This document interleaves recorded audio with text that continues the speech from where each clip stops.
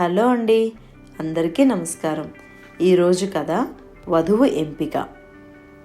వికాసపురంలోని విశ్వనాథం పెద్ద భూస్వామి.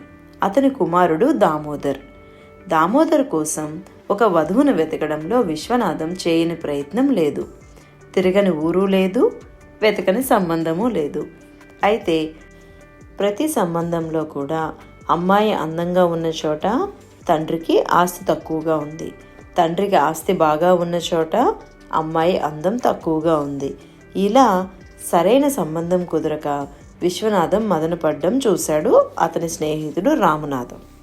విశ్వనాథానికి నచ్చజెపుతూ రామనాథం చెప్పింది ఏంటంటే, వధువును వెతికేటప్పుడు అందం ఆస్తి మాత్రమే కాకుండా తెలివి, వినయం, విధేయత ఇవి కూడా దృష్టిలో పెట్టుకోమని చెప్పి తనకు తెలిసిన ఒక సంబంధం గురించి చెప్పాడు రామనాథం. అది ఉదయపురంలోని హరినారాయణ కూతురు హేమలత గురించి. విశ్వనాథం మరి ఆలస్యం చేయకుండా తన బండిలో ఉదయపురానికి ప్రయాణం మొదలుపెట్టాడు. దారిలో అందరినీ అడిగి విచారించి హరినారాయణ ఇంటిని చేరుకున్నాడు.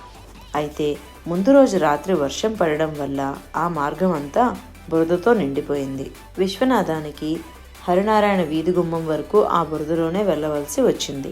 అక్కడ వరండాలో నిల్చుని ఉన్న అమ్మాయి నీళ్లు కొంచెం తీసుకొస్తే బురద కడుక్కొని ఇంట్లోకి వస్తాను అని విశ్వనాథం అడుగ్గా, ఆ అమ్మాయి, మీరు నిజంగా ఇక్కడికే వచ్చారా, ఈ ఇంటికే మీరు రావాల్సి ఉందా అని అడుగుతుంది.